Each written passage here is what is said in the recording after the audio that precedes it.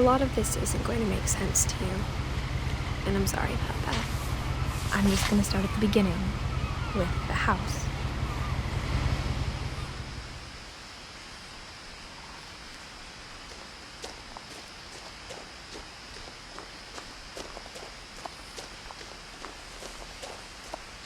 I lived here until I was 11, but I wasn't allowed inside half the rooms.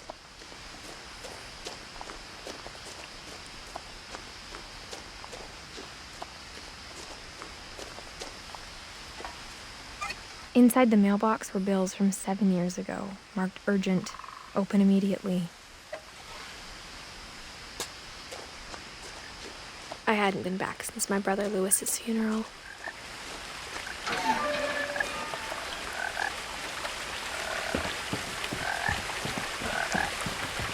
In her will, my mother left me a key, but didn't tell me what it unlocked. Maybe she thought I'd know. Or she thought that the mystery would be enough to bring me back.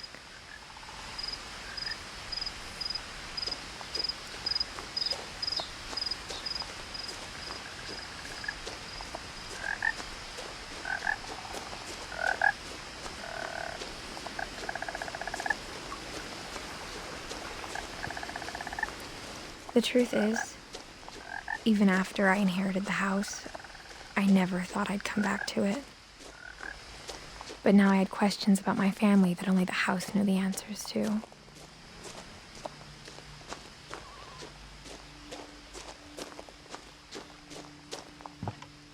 The woods around the house have always been uncomfortably silent, as if they're about to say something but never do.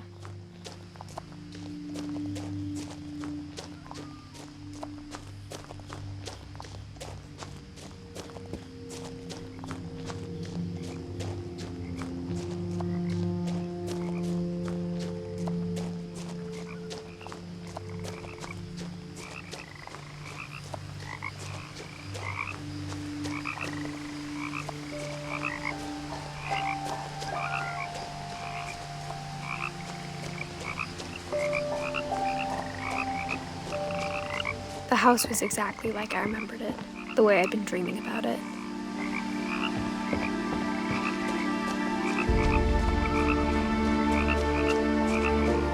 As a child, the house made me uncomfortable in a way I couldn't put into words. Now, as a 17-year-old, I knew exactly what those words were. I was afraid of the house.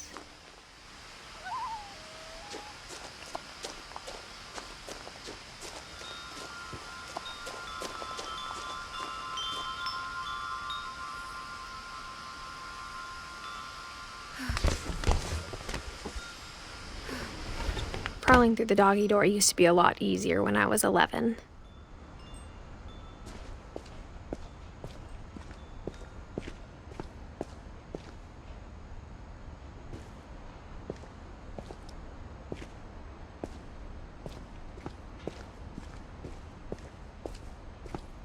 For the first time in years, I felt like I was home.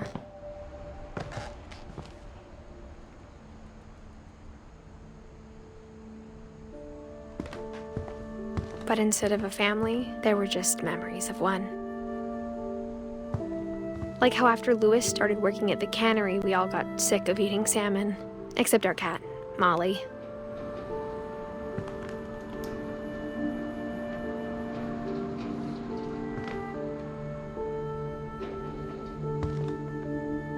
Or how only one restaurant would deliver to our house, so we had Chinese a lot.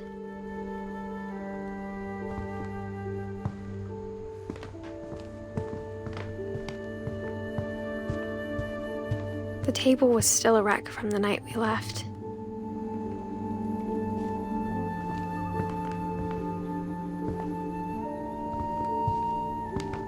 It was like a bomb had gone off, killing everyone but sparing the furniture.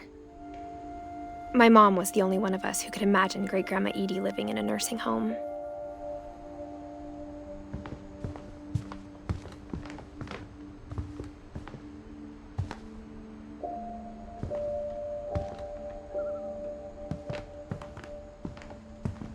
Nothing in the house looked abnormal.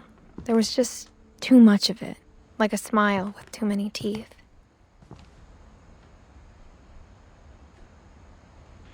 Even the fireplace had a story. Edie told me the bricks came from the original house, after it sank.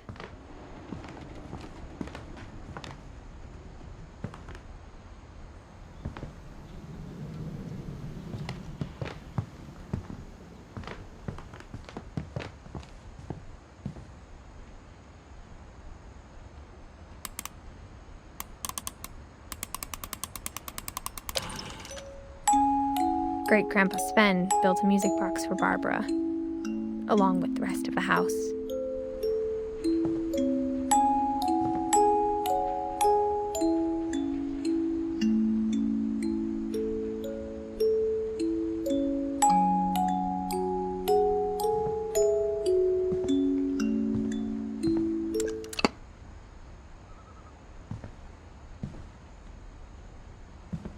Mom always told me to stay out of the basement, so I wasn't too surprised when the key didn't fit.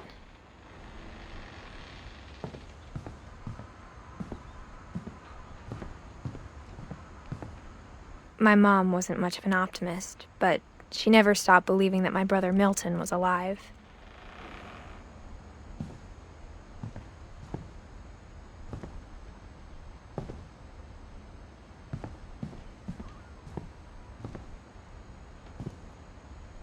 After Milton disappeared, Mom sealed up all the bedrooms. Then Edie retaliated and drilled peepholes.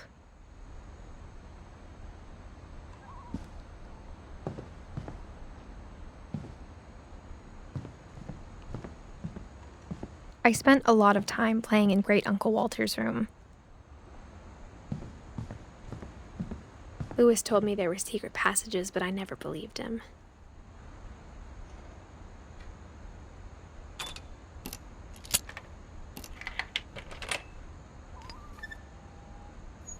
Turns out, my mom was really good at keeping secrets.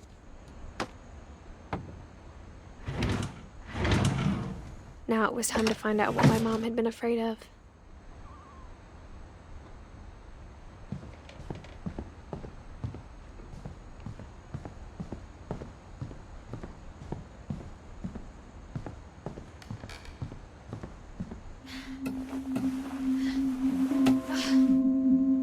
From the paintings on the wall, it was clear my brother Milton had been here before me. Reading this, maybe it sounds like I had a plan.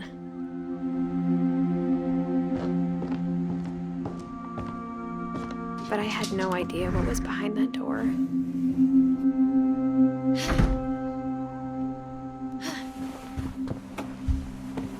Just like I had no idea where all this was gonna lead.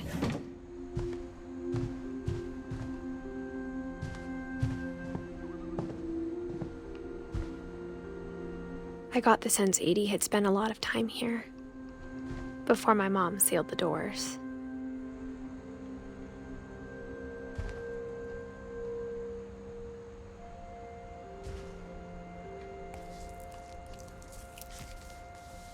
December 13th, 1947. Dear Diary, I'll be gone soon, but I wanted to tell somebody about what's gonna happen. It started when Mom sent me to bed without dinner. I woke up and I was starving, so I looked around for something to eat. The gerbil food was dry, but I didn't mind it.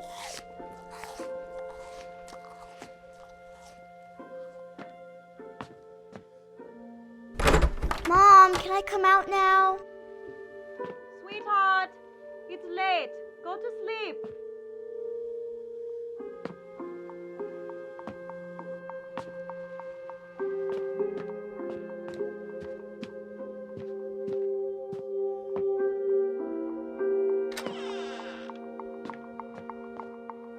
I kept eating and eating.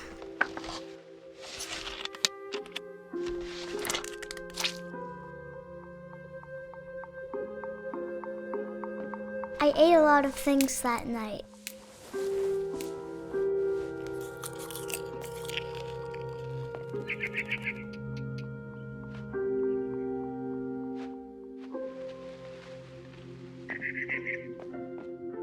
Then I heard chirping outside my window.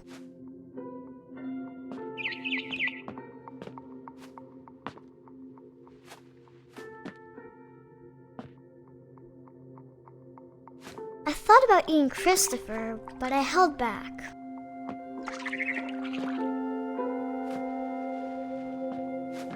It was a barn swallow going back to her nest.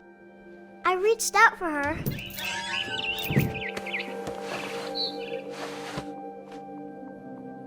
And suddenly,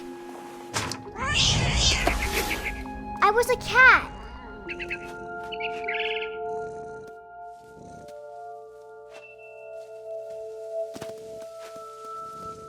I tried to be quiet, but the bird was really scared.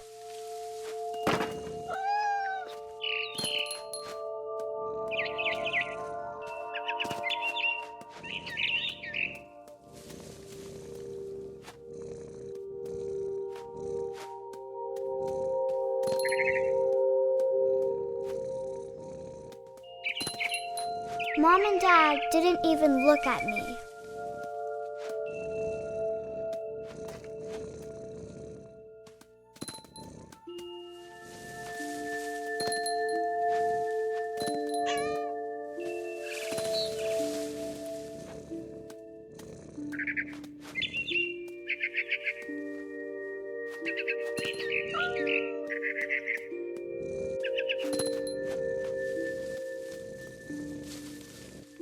I jumped and I almost got her.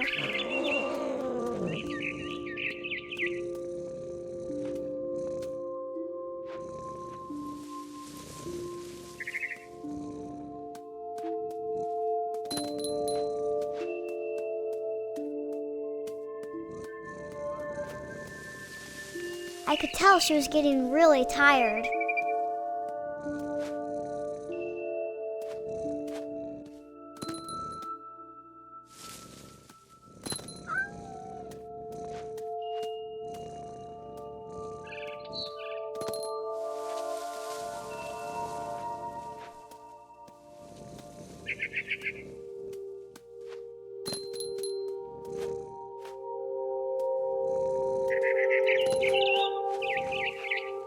Now I was up in the big tree. I promised Dad I wouldn't climb it anymore. All I cared about was eating that mama bird.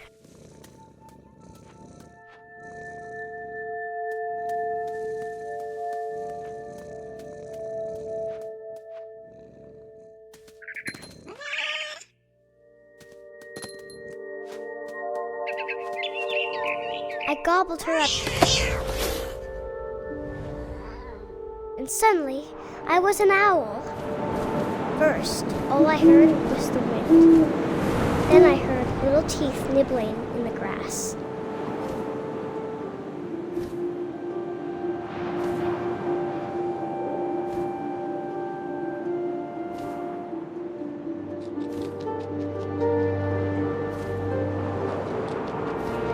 Rabbits.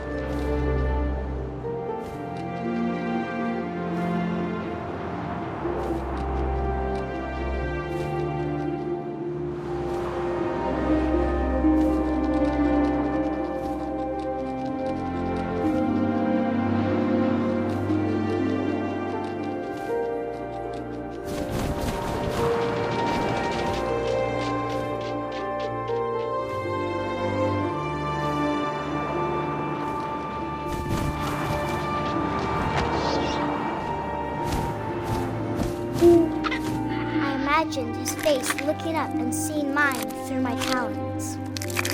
I swallowed him up, and I didn't chew one bit. Then I flew off to find something bigger.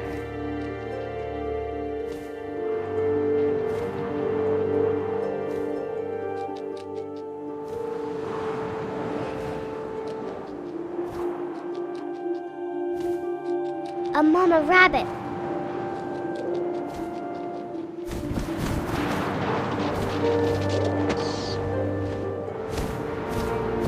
She was almost too big to carry. I started choking, but I couldn't stop eating. And suddenly, I was a shark.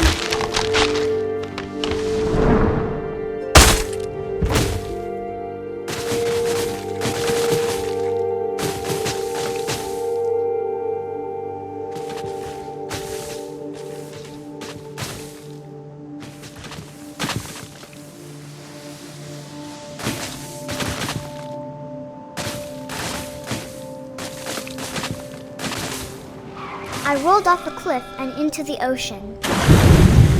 Now, I was hungrier than ever.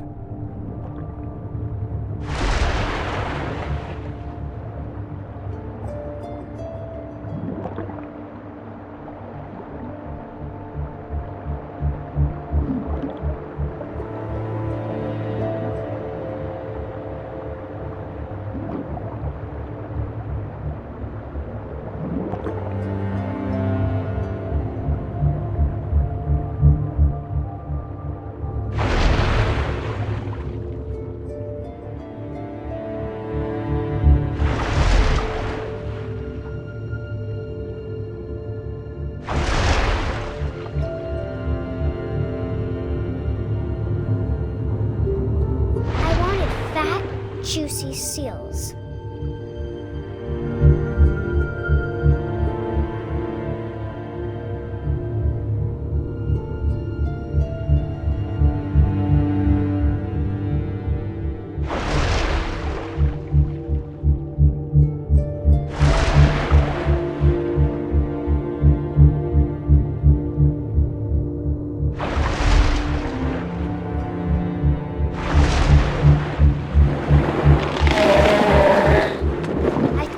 Her flipper, and it tasted really good.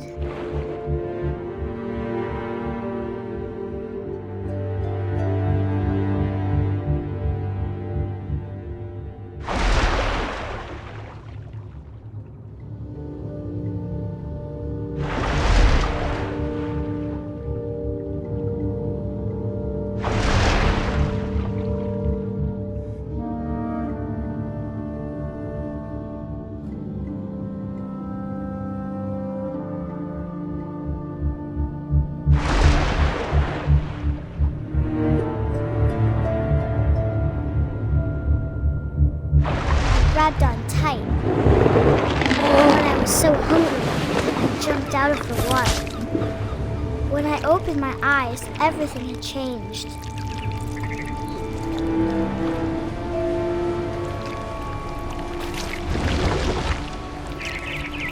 Now I was a monster, and I smelled people everywhere.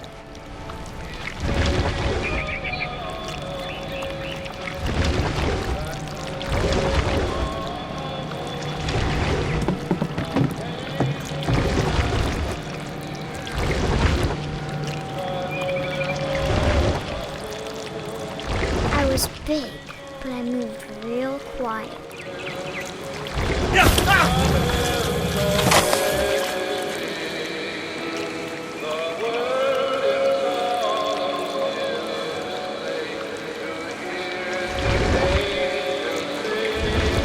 I wanted to stop, but also I didn't.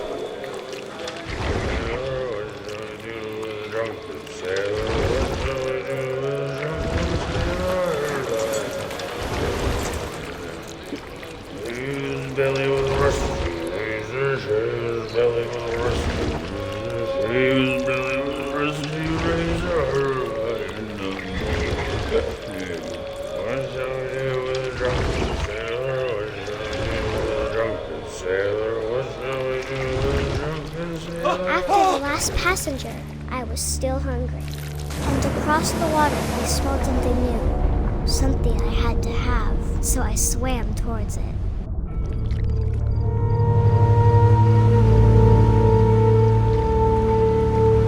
I slithered onto the sand, and the good smell went into an old pipe.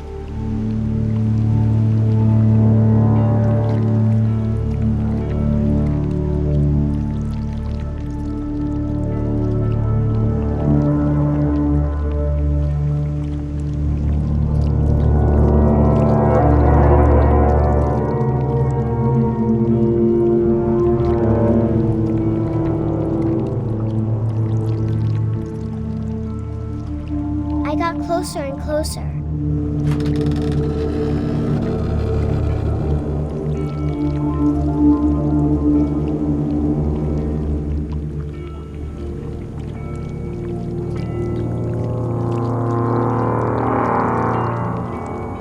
All of my stomach started growling. And suddenly, I was me again. I held my breath for a long time, but I couldn't hear anything. I think it's waiting for me to fall asleep. But it's not going to wait much longer. It needs to feed, and we both know I will be delicious.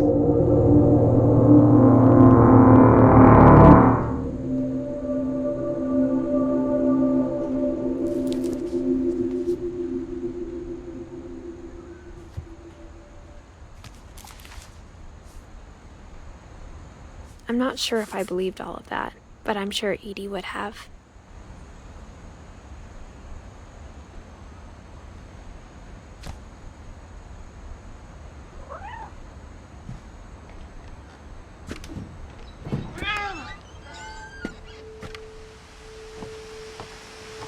This will be obvious later, but my mom never told me any of these stories.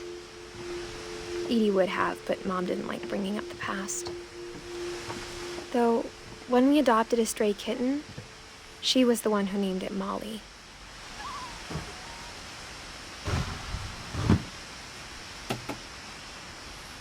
I spent a lot of time in Great-Grandma Edie's room. We got along, and it was a good place to hide from my mom. When Edie told people Sven was killed by a dragon, she could also have said he was building a dragon-shaped slide that collapsed. She could have, but she didn't.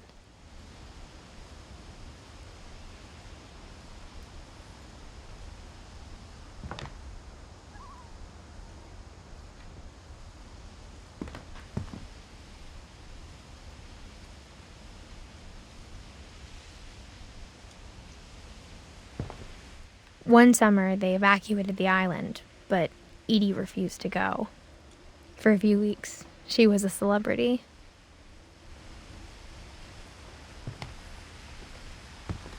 Edie gave a big interview about a mole man living under the Finch house. My mom was furious. I hadn't thought of myself as Edith Jr. for a long, long time.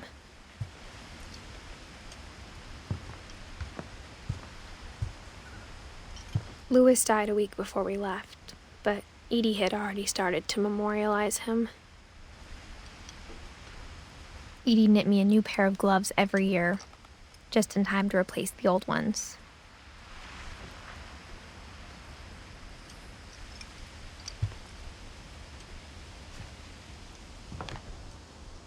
Her room was like a museum. For 500 years, the Finches have been famous throughout Norway for their fortune and misfortune.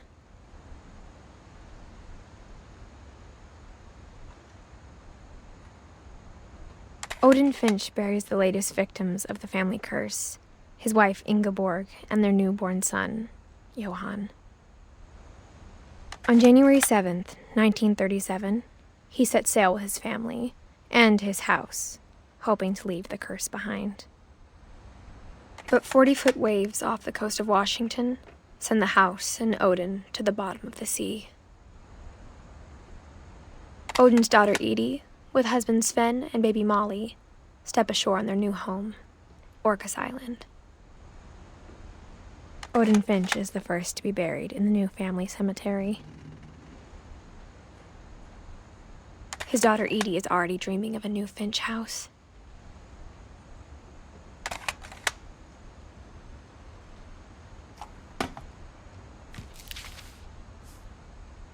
Whatever's wrong with this family, it goes back a long ways.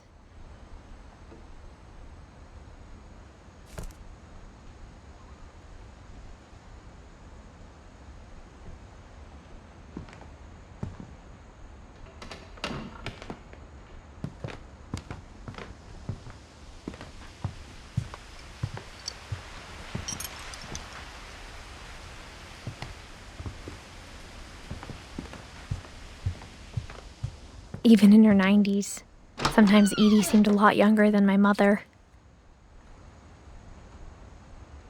The only trace Grandpa Sam's first wife Kay left on the house was the pink bathroom.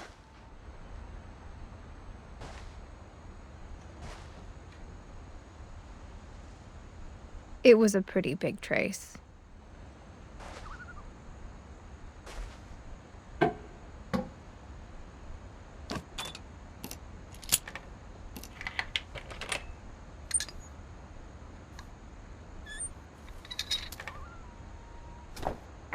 There's a secret in this bathroom.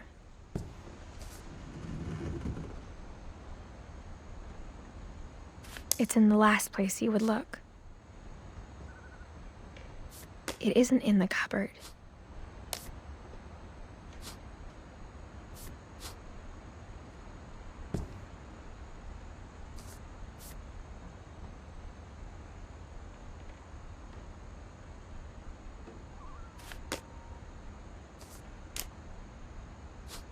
It's hidden in this book.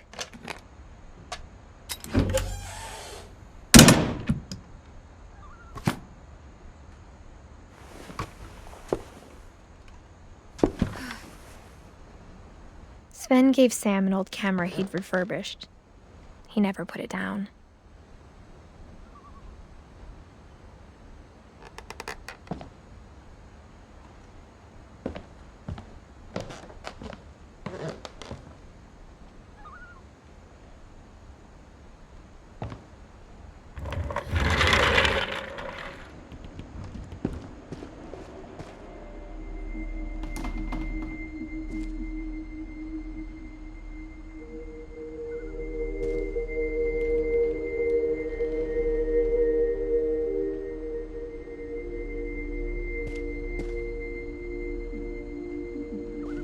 I knew Grandpa Sam had a twin,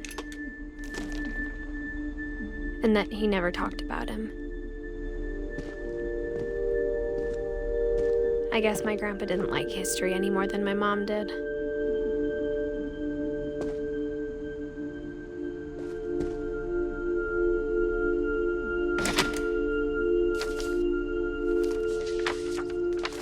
How I Want to Remember My Brother by Sam Finch. The thing I remember is that when he made up his mind, that was it.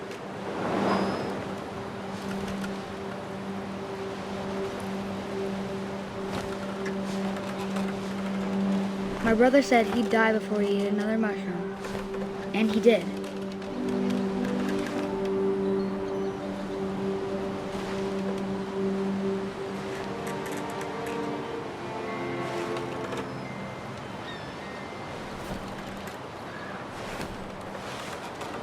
At Barbara's funeral, we swore we'd never be afraid again, and he wasn't. I think Calvin always wanted to fly.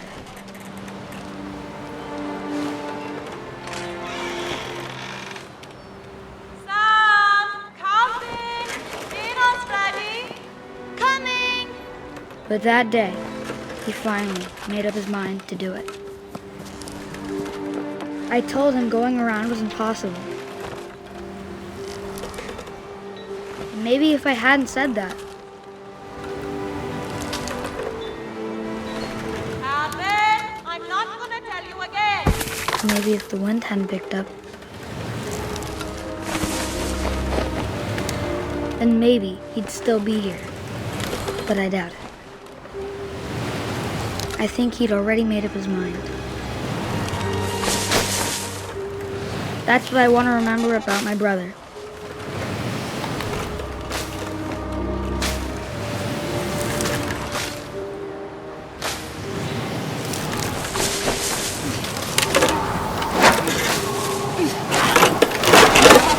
That's the day he made up his mind to fly. And he did.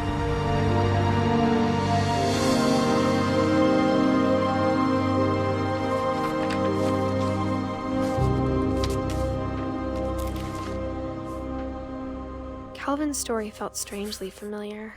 When I was younger, I remember trying to do the exact same thing.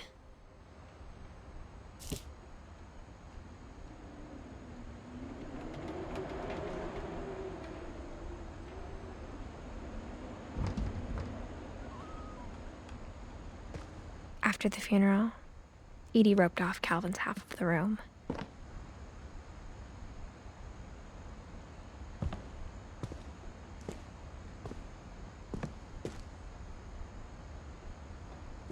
Mom said Grandpa Sam enlisted at 18 and never set foot in the room again.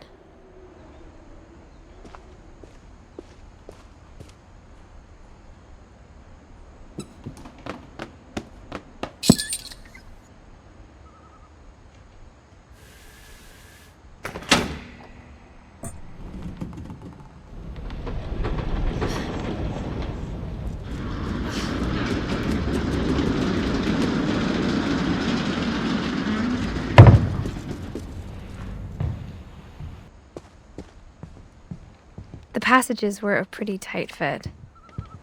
They'd obviously been built for smaller hands and bellies.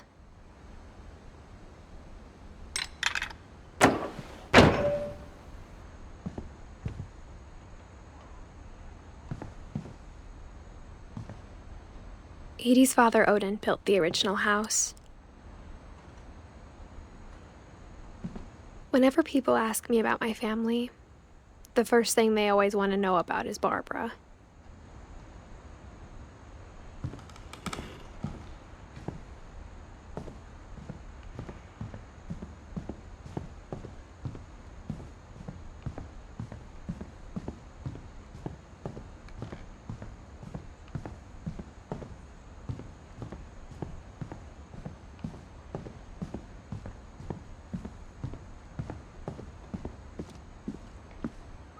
Mom must have locked the third floor stairs on the night we left.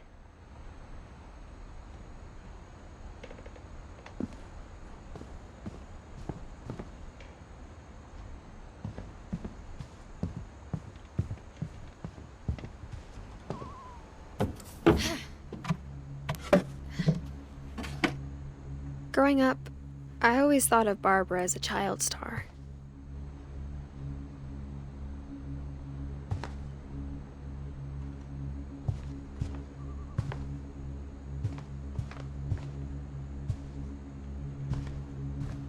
I never thought about how hard it must have been for her afterwards.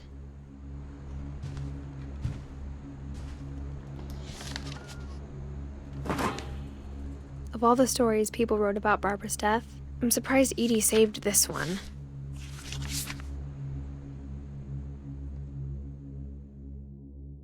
Old Jack here with another ghastly tale inspired by America's most unfortunate family.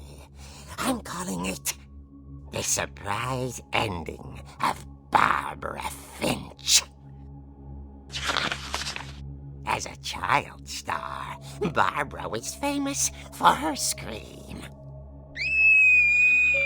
Now at 16, she was all washed up, a has-been.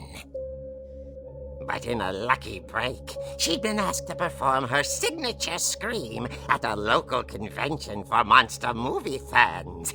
It was just the boost her career needed. Unfortunately, her scream hadn't aged well. Getting better. I think you just need the right motivation. Her biggest fan and current boyfriend, Rick, was about to demonstrate when... Now that was a great scream. It was Barbara's father, Sven. He'd slipped into a table saw and had to be rushed to the emergency room.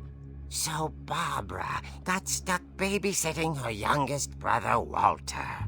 Her convention comeback was cancelled. Okay, I'm hearing frustration, but I'm not hearing terror. What if I tried... A gang of hoodlums in Halloween masks have been terrorizing Orcas Island tonight. Police are urging residents to... That came from the basement. You're right! Also, I loved your delivery on that.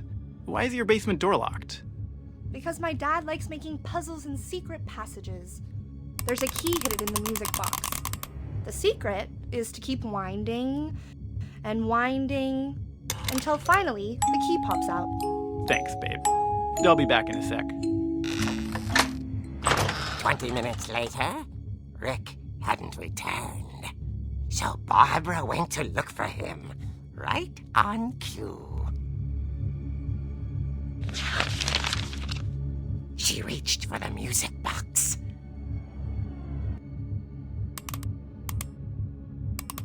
And as she wound the key, she listened for Rick, but the house was silent.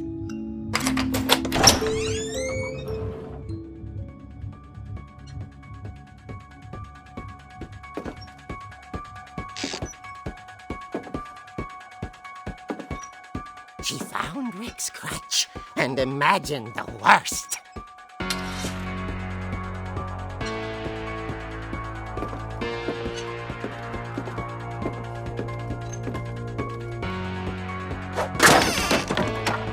leader is the infamous Hookman killer, Dr. Carl Hamill, who impaled and then ate his family 10 years ago tonight.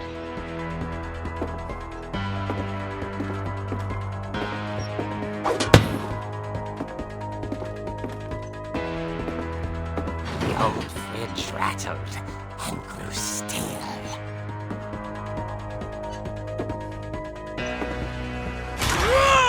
Oh dear! Oh! Rick? Barb, relax. I was just trying to scare you to help you find your scream. Well, I'm not scared, Rick. I'm furious. Then act furious. All I'm getting from you now is that you're hurt and confused and you're... She threw him out, but she kept a little something to remember him by. Barb, have you seen my other crutch? And she was still holding it when she fell asleep watching the late picture show. Hours later... Barbara! Walter, what's going on up there? Ah! Okay, I'm coming up, but if this is a trick, you're dead, Walter.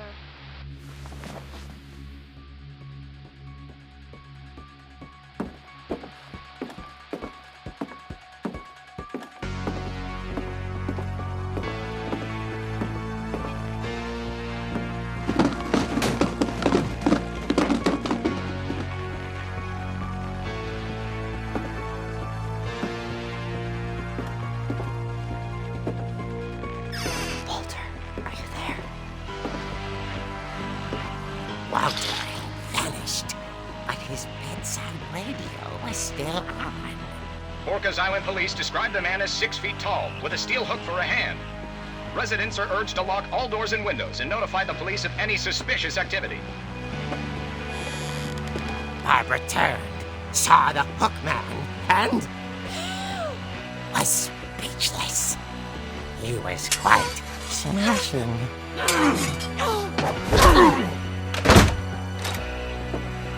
And he was.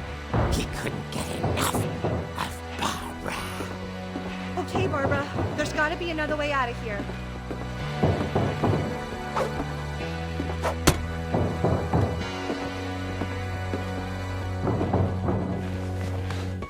That night, she played her part beautifully.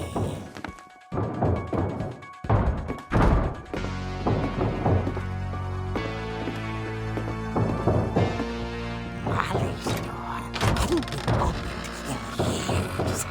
The hinges groaned.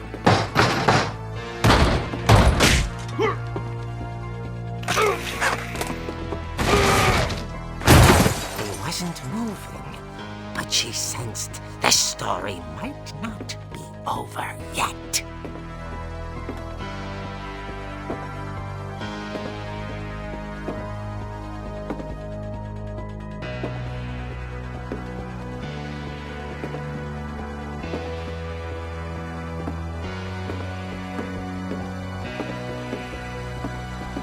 The hookman had vanished.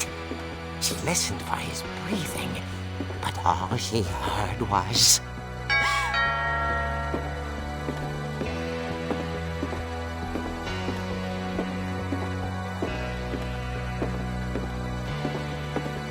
At the door, she heard whispering.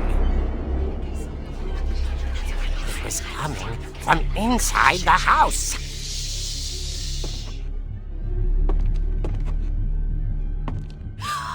Oh dear. The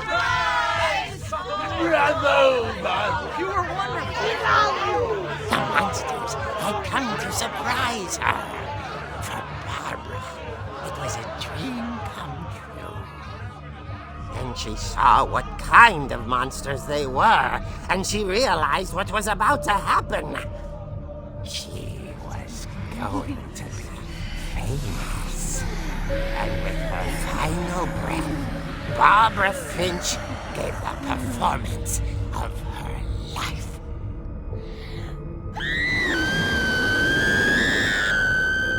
I wasn't there myself, but I hear Barbara was magnificent. Poor girl. She had a taste for stardom. But unfortunately, so did her fans. Of course, the police blamed it all on poor Rick, who disappeared the same night. And little Walter, hiding under his bed the whole time. He took it all pretty hard, but that's another story. As for Barbara, tucked inside the music box is all they ever found of her. Her ear. Now that's what I call a real eerie tale.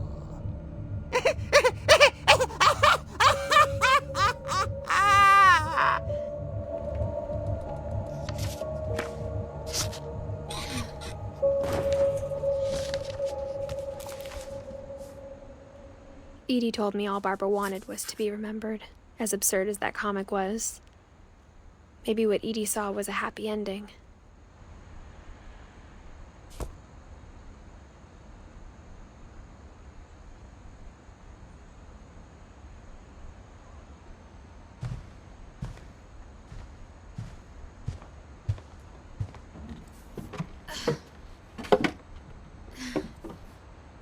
I guess now I know why Mom didn't like me playing with the music box.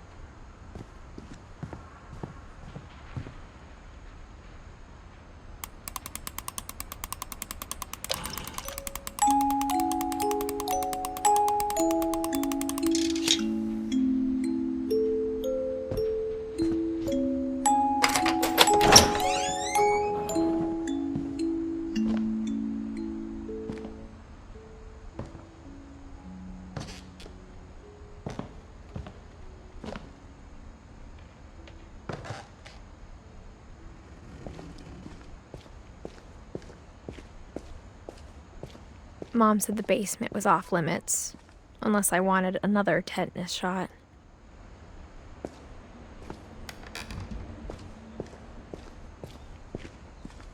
I saw Edie sneak down to the basement once, carrying packages.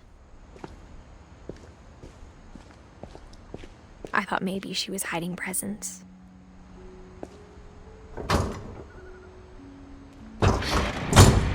It turned out she was hiding a lot more than that.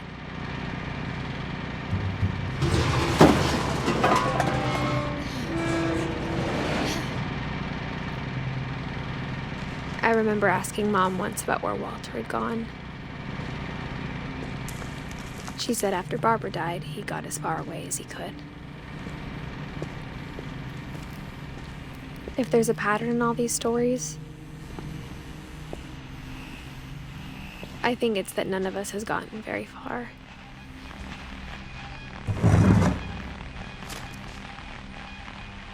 Goodbye, everyone. I can't believe I've been down here for 30 years. On that first day, after the shaking started, I didn't think I'd survive a week.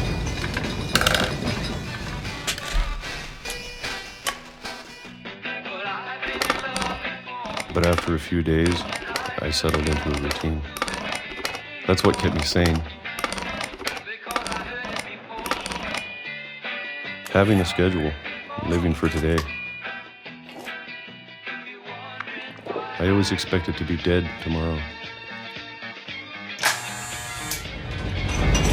But if you wait long enough, you get used to anything.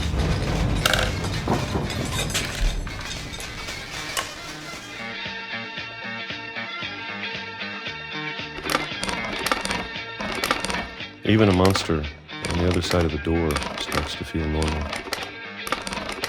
Almost friendly.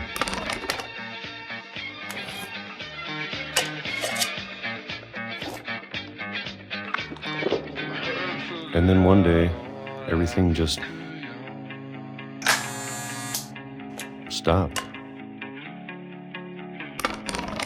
Whatever that thing was, it was gone. Maybe you got tired of waiting. Or maybe I just got tired of being afraid.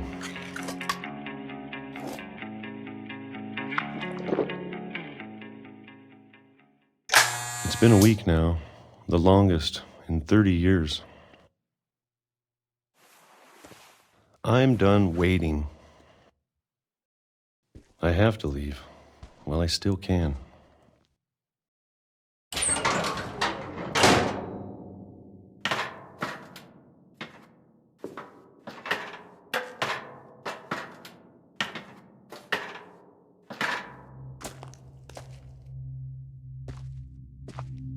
I know it's out there somewhere.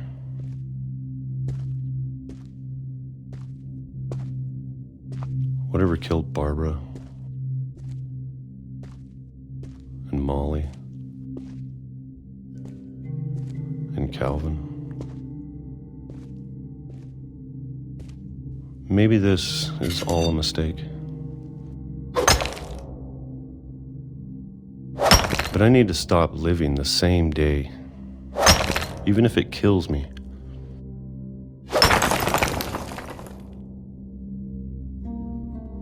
Whatever's out there, I want you to know I'm ready for it. I'm going to appreciate all of it, especially the food. I don't mind if I only have a year left, or a month, or a single week. I'd be happy with one new day. I can already imagine the sun on my face.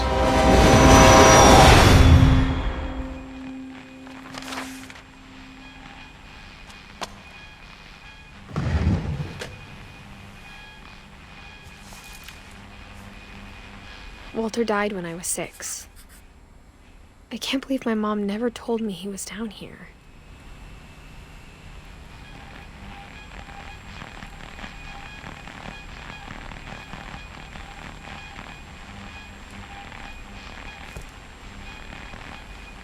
I'm sure my mom was trying to protect me.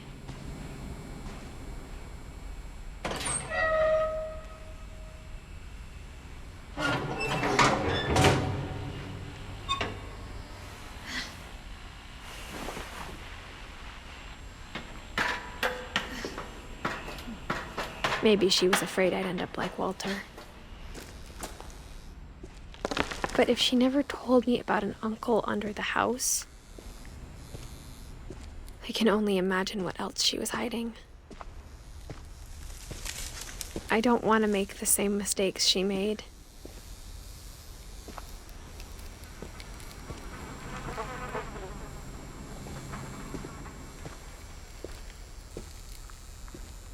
Trying to bury something that's still alive.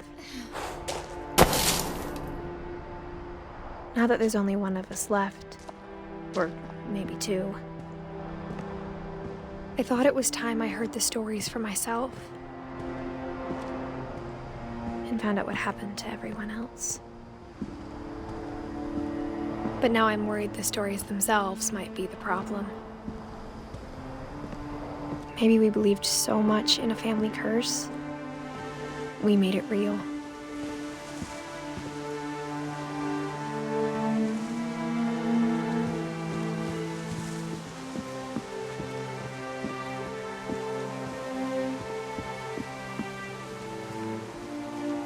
I don't know if I should even be writing this.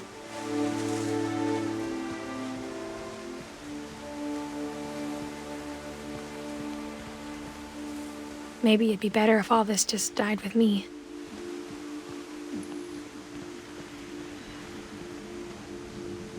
But I thought you should know about your family.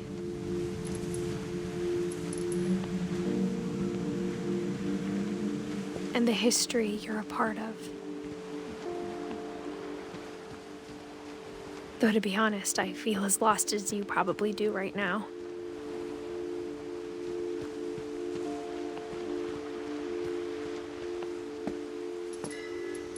I think the people in these stories believed them, for what that's worth.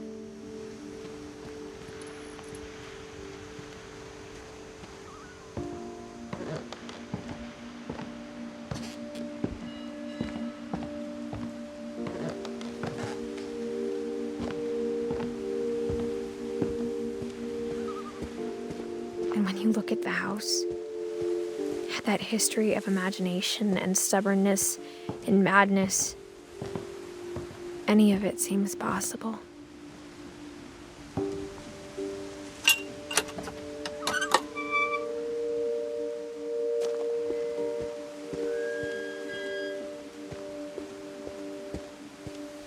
I think we've been surrounded by death for so long, we've just gotten used to it. What kind of family finishes building a cemetery before starting the house?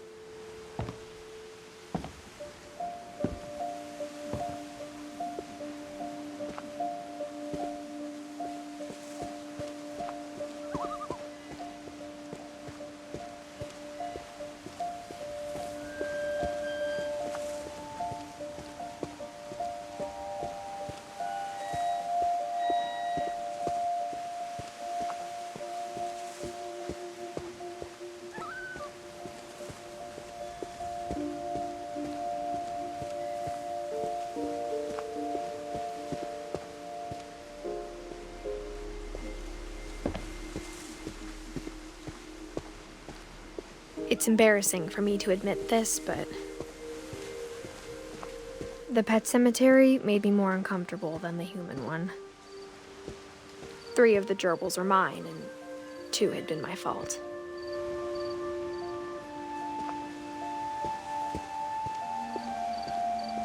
Sven built the house, but it was Edith who designed the cemetery. I'm sure Odin's monument had been Edith's idea. My mom was always trying to move on, but for Edith, the past never went away.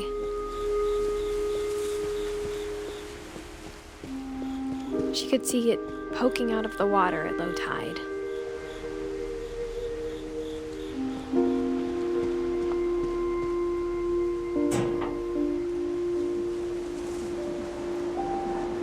Edith said she dreamed about the old house every night.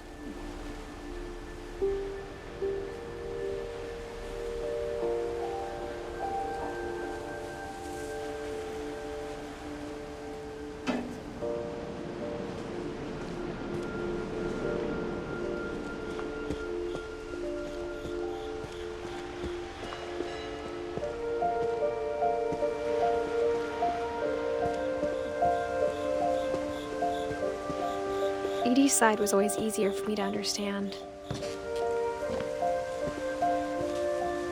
But the older I get, the more I can see where my mom was coming from.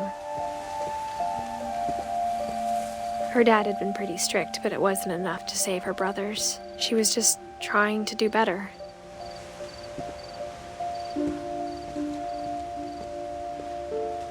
She lost 2 of her brothers, just like I did. I get why she tried so hard to protect us.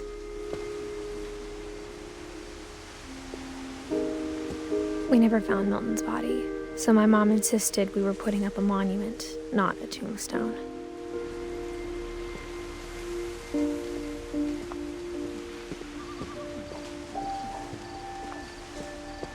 There's so many things I wish I could ask my mom now.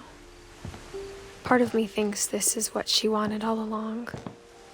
For me to come back someday and find everything out for myself.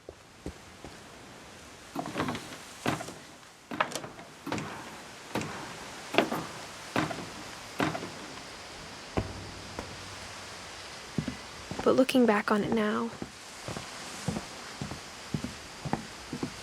if she told me there was going to be so much climbing, I never would have come when I was 22 weeks pregnant.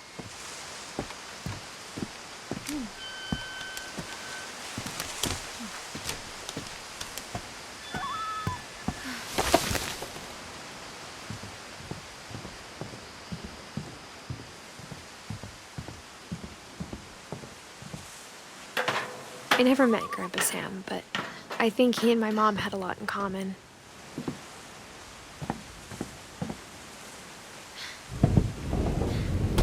They were both pretty intense.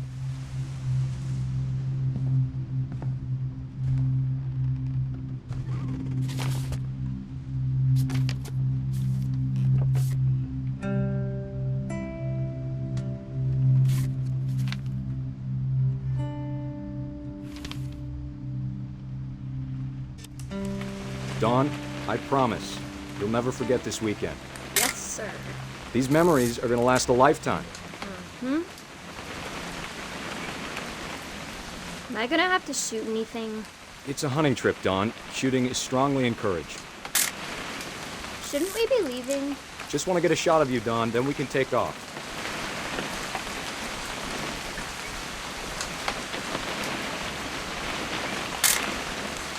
Not quite.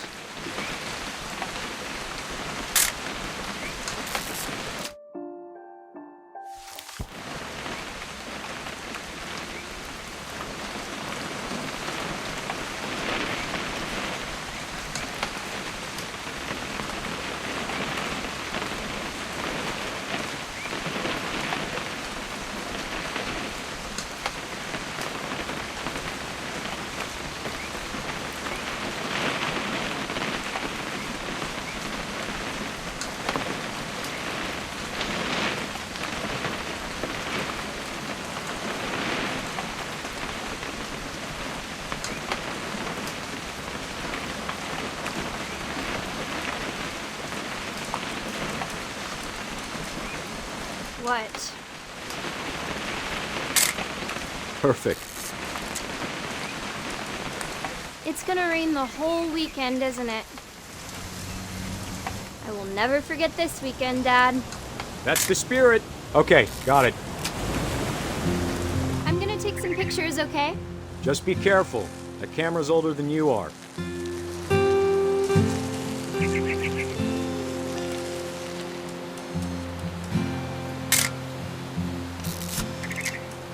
You're right, Dad. It's starting to clear up. Still freezing, though. Hey! That's a keeper. I'm just saying, I'm not always gonna be here, Dawn. You'll need to remember this stuff, if you want to survive.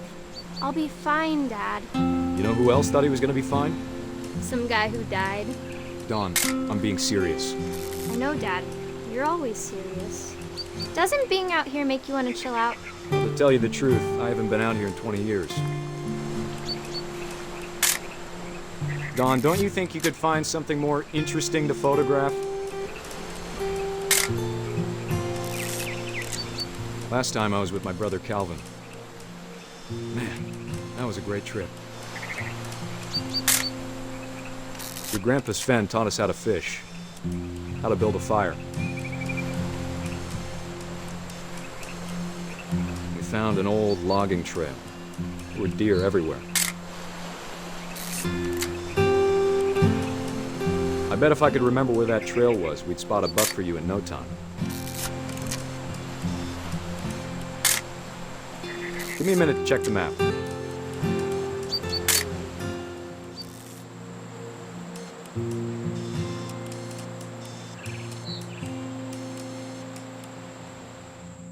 Dad! Good eyes, Dawn.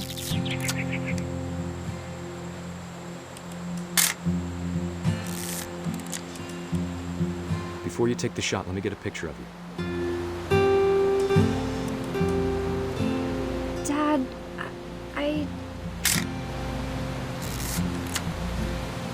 Let me get behind you. Do I have to do this? Dawn, you don't have to do anything. Great shot, Dawn!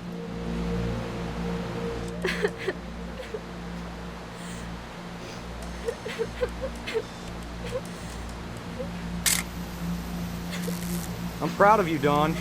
Always remember that, okay?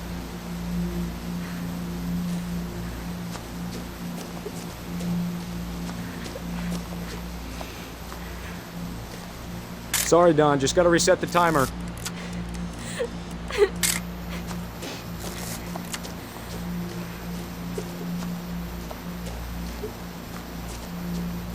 Dad, it's twitching. I think That's it's totally still... normal, Dawn. Just focus on the camera. Try not to think about... Dad!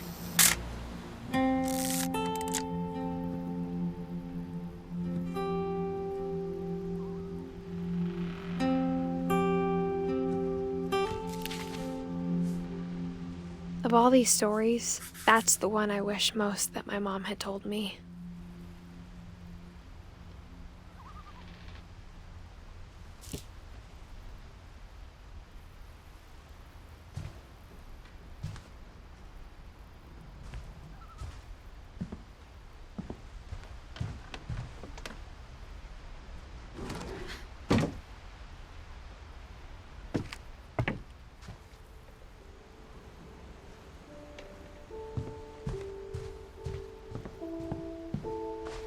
Instead of hiding from death, Sam seemed to go out of his way to meet it.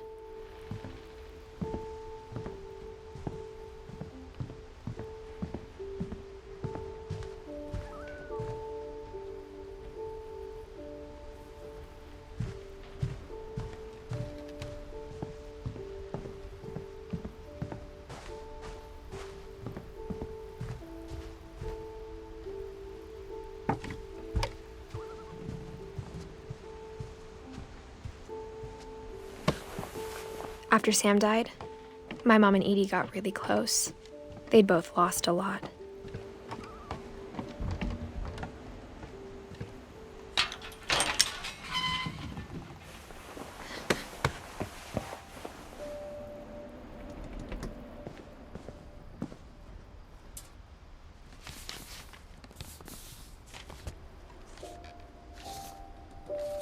Dear Kay, do you remember the way Gregory used to laugh when he thought he was alone? Like something funny was happening, but only he could see it.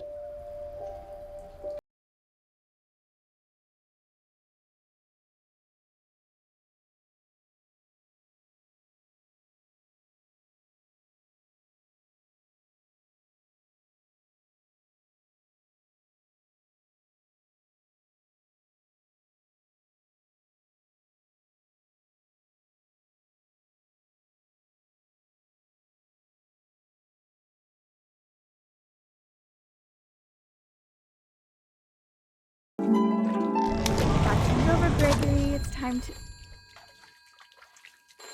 Hold on, sweetie.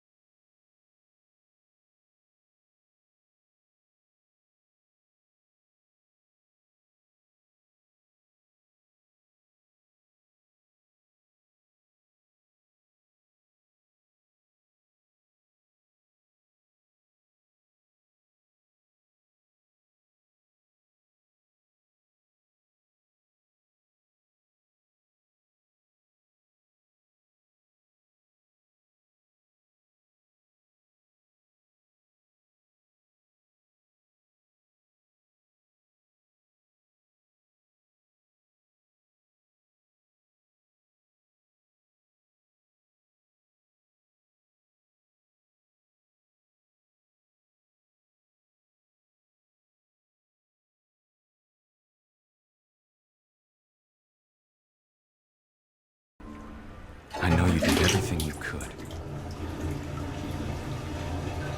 Maybe if I hadn't called that night.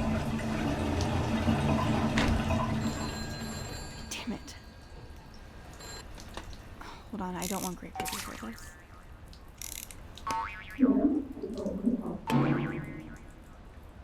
I wish you could.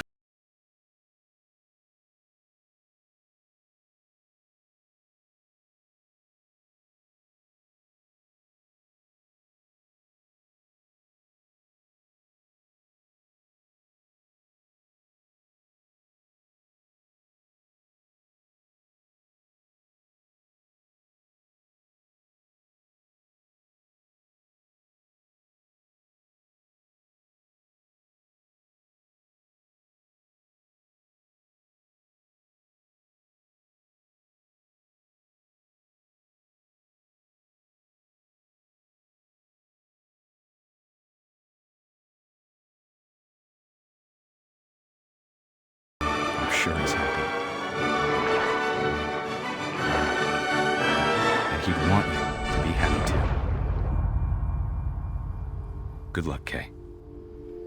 Love, Sam.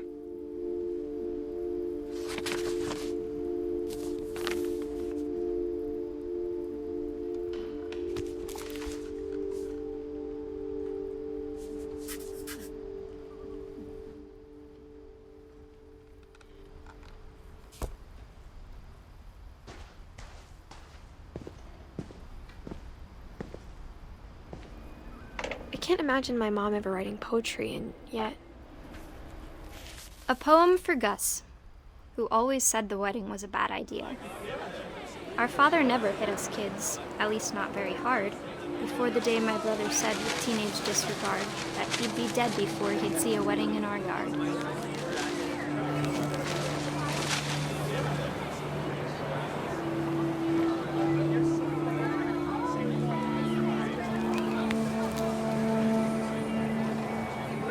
My father made him come, of course, but Gus stood far apart, just flew his kite and bottled up the storm inside his heart.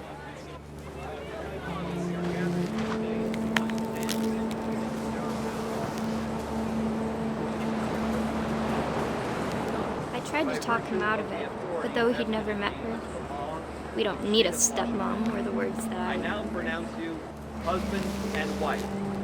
You may kiss the bride.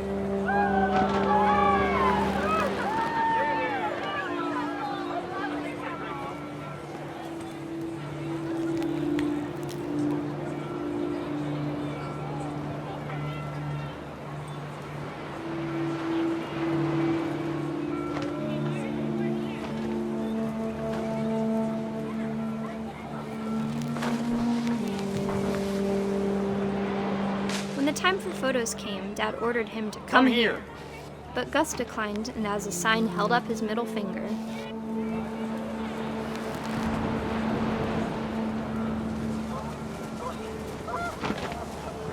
The wind picked up, and panicked geese appeared and quickly went.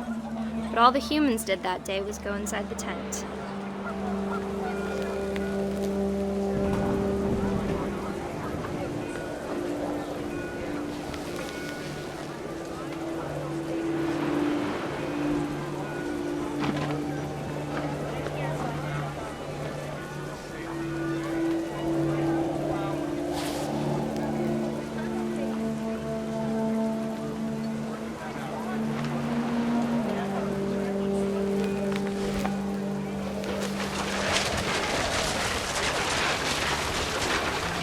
The rain came down in buckets then, but no one seemed afraid that nature might destroy the tent our dad had crudely made.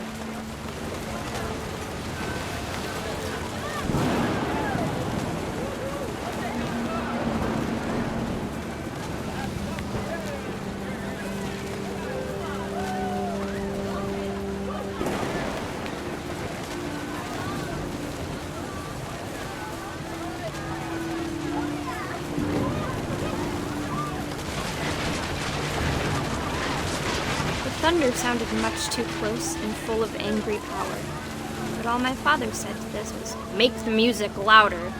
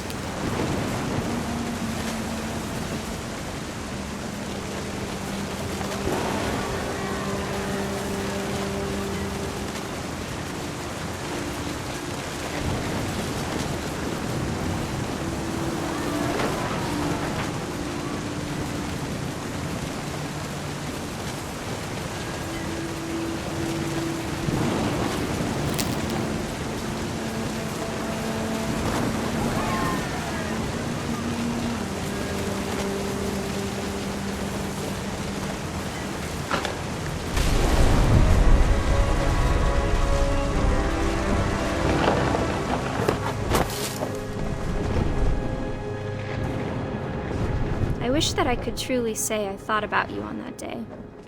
Out there on the beach alone, just you, the wind, the sea, and foam.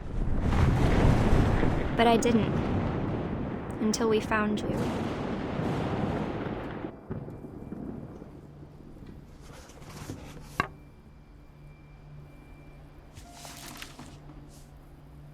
She never talked about him, but Mom told me once if I was a boy, they were going to name me Gus.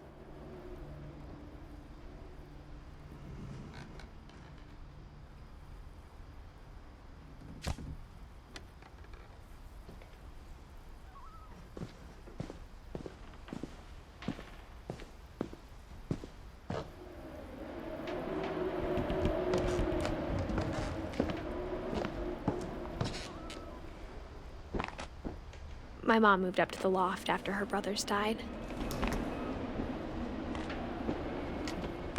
At the time, it was as far away as she could get.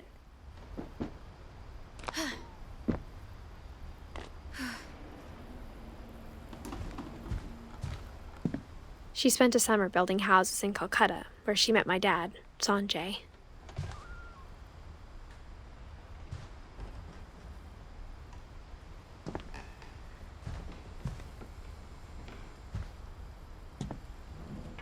My mom moved to India a week after graduation and got a job teaching English. Louis was born a year later. When my dad died, I don't think Mom knew where else to go. I'm sure Edie was happy to have her back.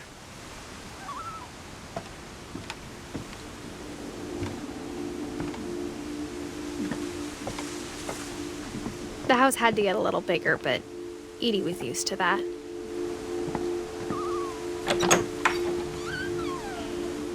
And for a while, things were good, almost normal.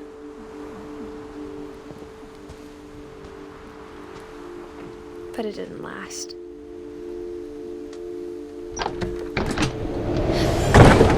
The beginning of the end was Milton's 10th birthday, when Edie gave him a castle.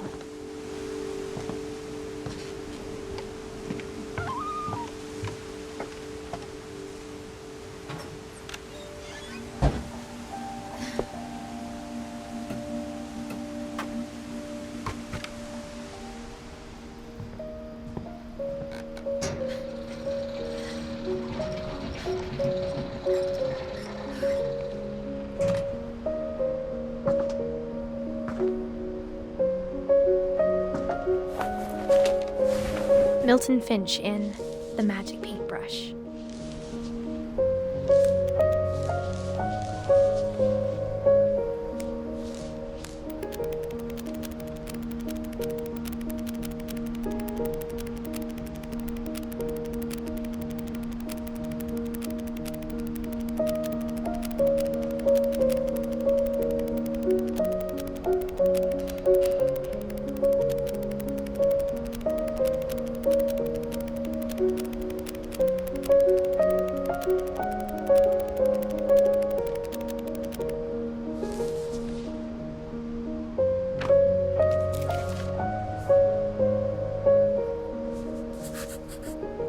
I was 4 when Milton disappeared.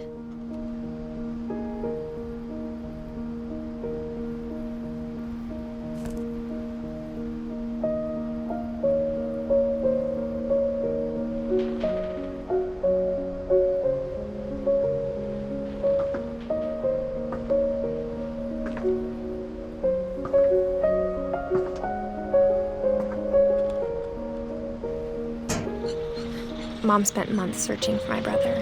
Then she sealed the doors.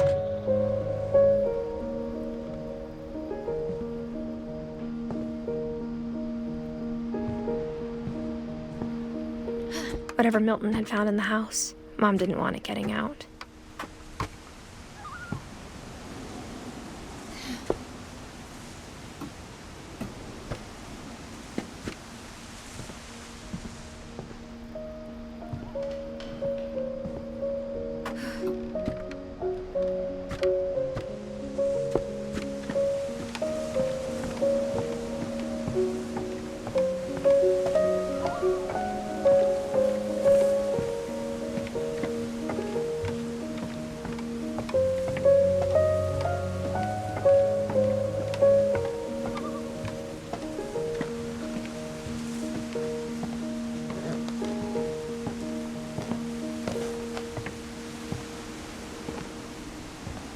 Mom definitely blamed Edie, but I think Louis blamed himself.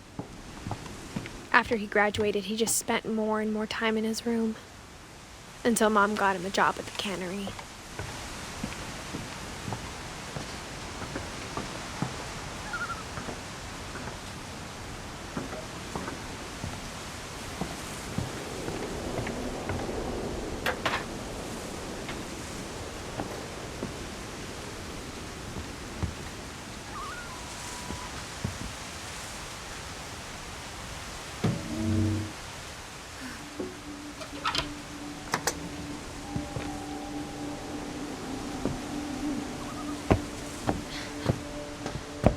Louis's room smelled very, very familiar.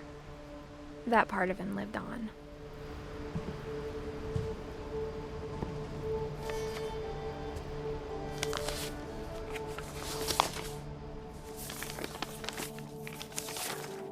Dear Mrs. Finch, as Louis's psychiatrist, I can understand your desire for an explanation. As I see it, the trouble began in January, shortly after we convinced your son to seek treatment for substance abuse. Newly sober, I believe Louis first noticed the monotony of his daily life.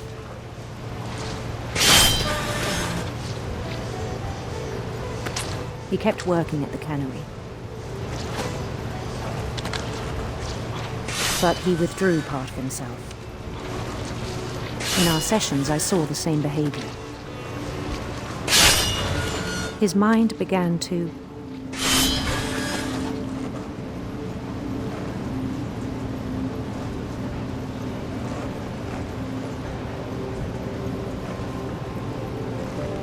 wander.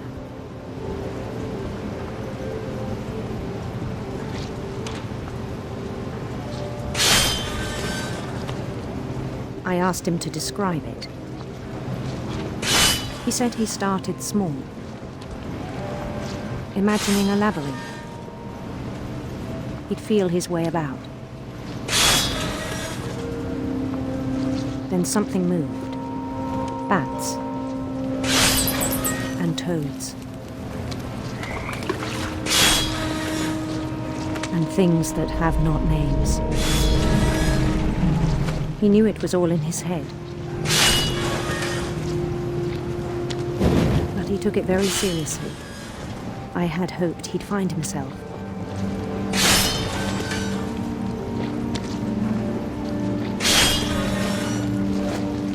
But he found something more. I worried about him then. Daydreaming at the cannery.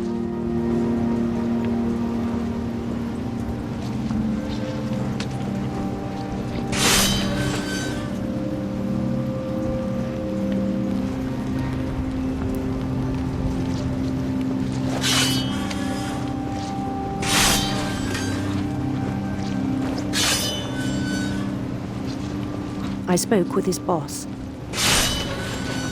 but he said Louis had become a model employee. Methodical, tireless, focused.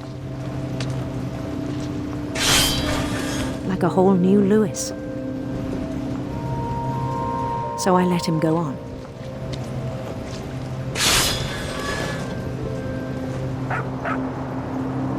I even encouraged him. It seemed very promising at first. He told me he'd made a new friend.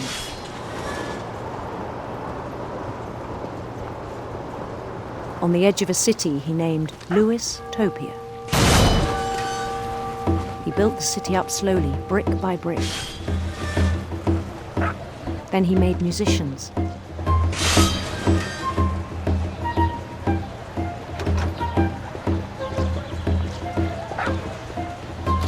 And songs for them to play.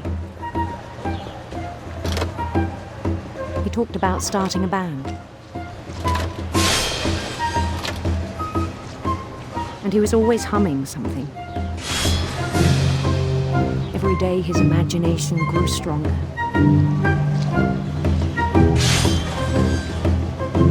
He no longer spoke at the cannery. But his chopping was as reliable as ever. Then one day it struck him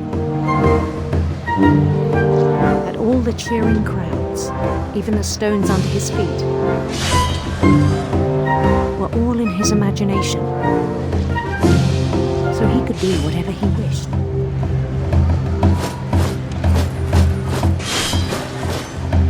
He held an election for mayor. And he won.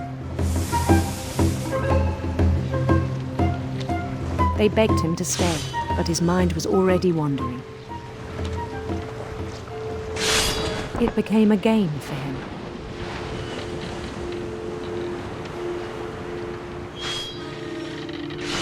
He'd conquer a city, then immediately push on. New Louisville.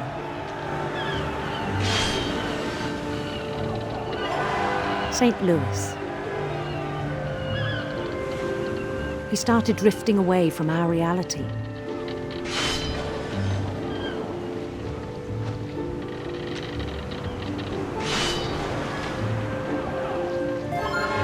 Minneapolis. Until one day he forgot to go home from the cannery. Even as his mother pleaded with him, part of Louis kept sailing on.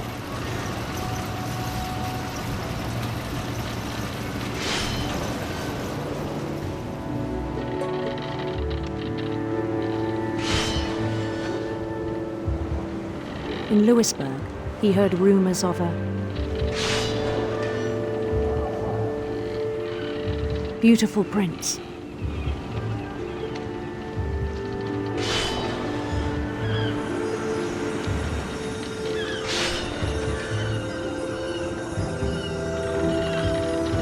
The prince was on his own quest for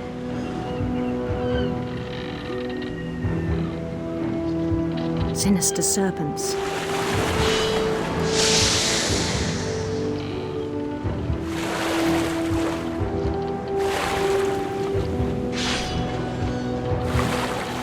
He followed the sound of his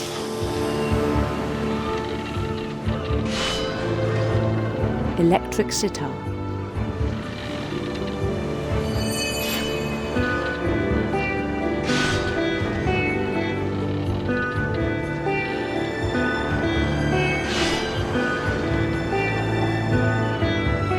His chase led him to a golden palace east of the sun and west of the moon.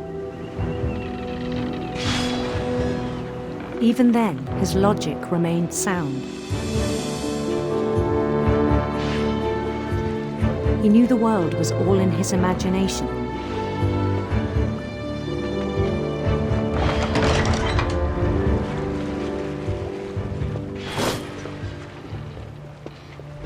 But he was so proud of having created it. In his own eyes, he'd become something greater than a king.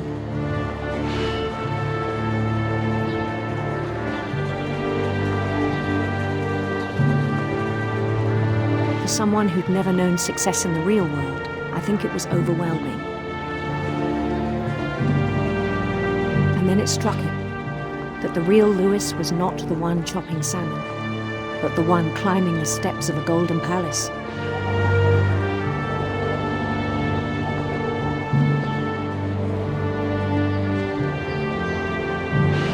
My imagination is as real as my body, he told me. It was hard to argue with him.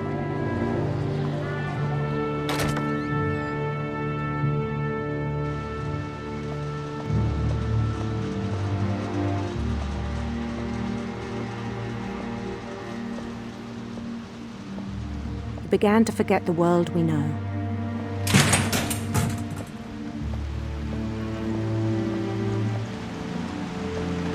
I think it pained him to remember Louis, the cannery worker.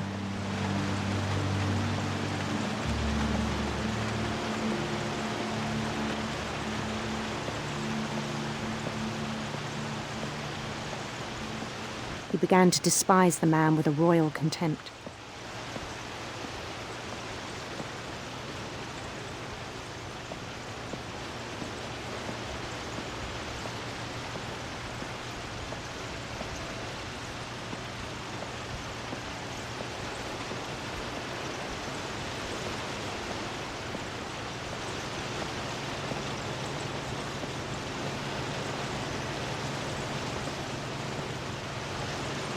I still thought I could save him. Even after he said he was being crowned king over all the lands of wonder. The palace would be packed with his companions.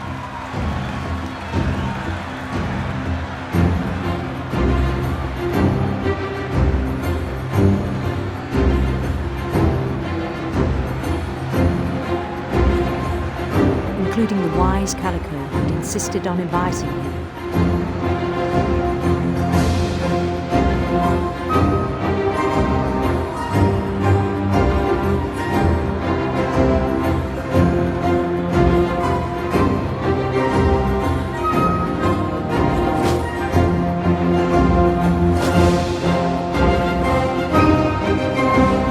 His prince waited, holding his crown.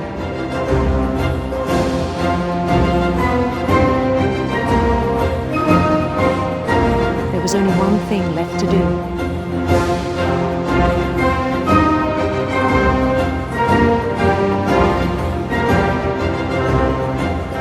Bend down his head.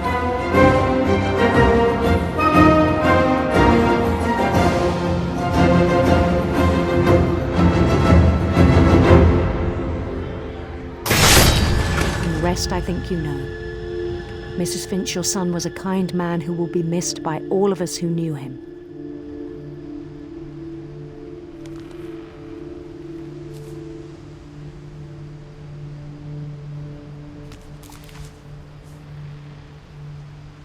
My brother was really cool. I wish you could have met him.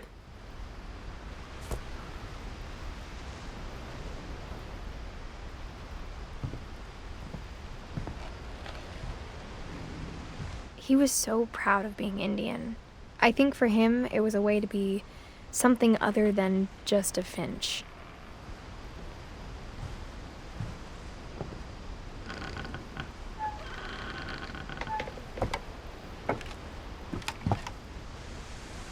On the way back from Lewis's funeral, my mom told me to start packing.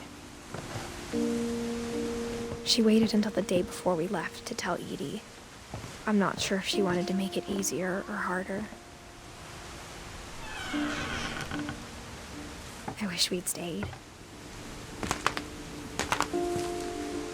But I understand why we left.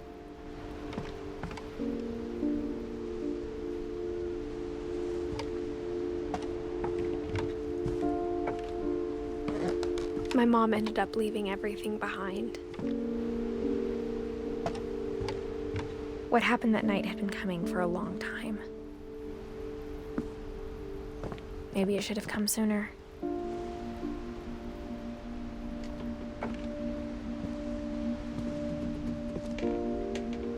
But it had to end one way or another.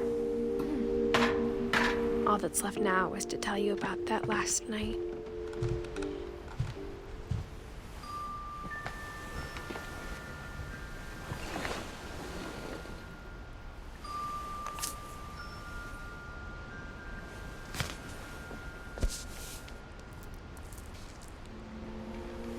That whole last day, Edie just watched us pack and didn't say a word. Until supper, when she raised her glass and said, "To our final night together, and all our final nights apart." Grandma, you know what I said about alcohol.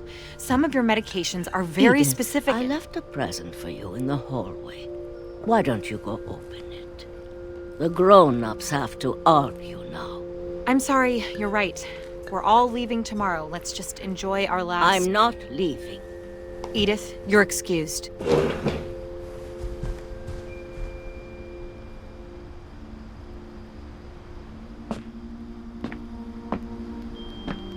The power had been shut off that morning, but Edie always had plenty of candles. When my mom sealed the library, I don't think she knew about the other entrance. Or that Edie had a key to it.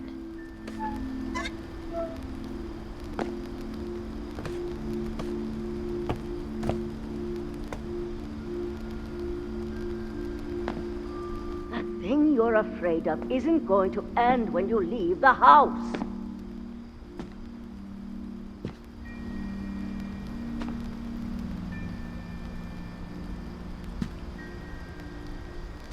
Edith has a right to know these stories. My children are dead because of your stories. I think it's best if Edith and I leave tonight. We'll have the nursing home send a van for you in the morning, okay?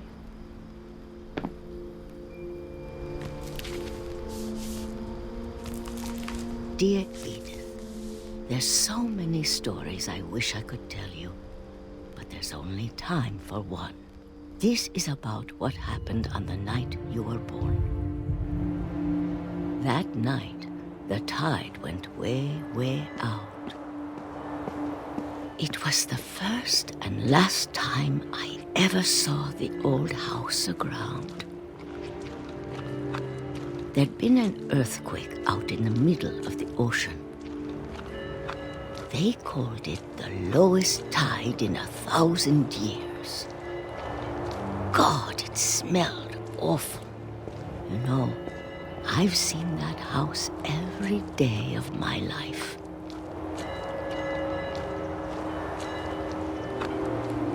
But I never thought I'd go back to it. When the fog rolled in, I lost my way.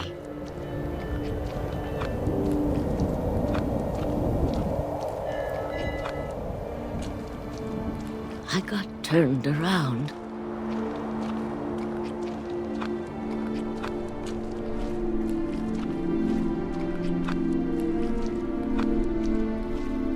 For a while, I wandered.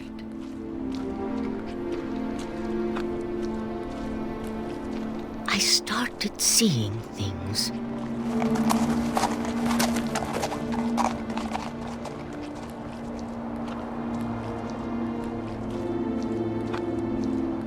Things I'd forgotten had ever existed.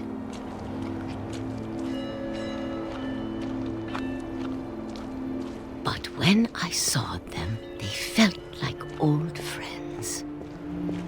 That night, a lot of things came back to me. Or maybe I came back to them.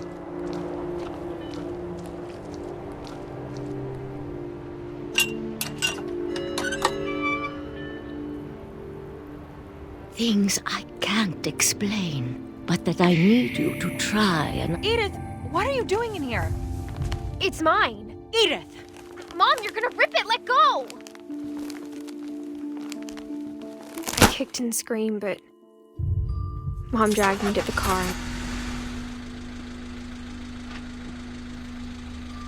I never saw Great-Grandma Edie again.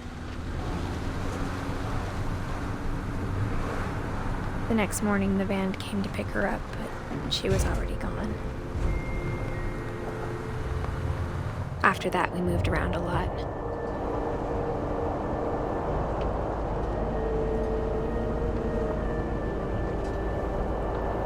We both tried to make the best of it.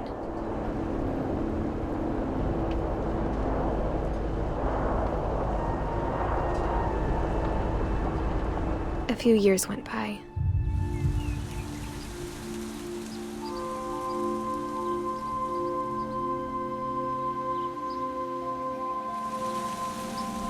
My mom didn't like to talk about it, but she started getting sick a lot.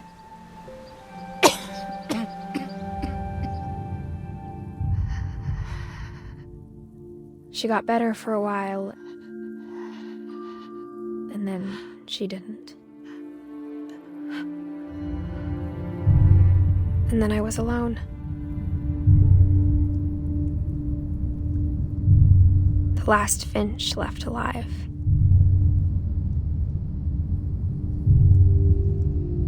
Until I found out about you. I'm still not sure what to tell you about all this. If we lived forever, maybe we'd have time to understand things. But as it is, I think the best we can do is try to open our eyes. And appreciate how strange and brief all of this is. This journal was supposed to be for you. But now I hope you'll never see it. I just want to meet you and tell you all these stories myself. But I guess if you're reading this now, things didn't work out that way.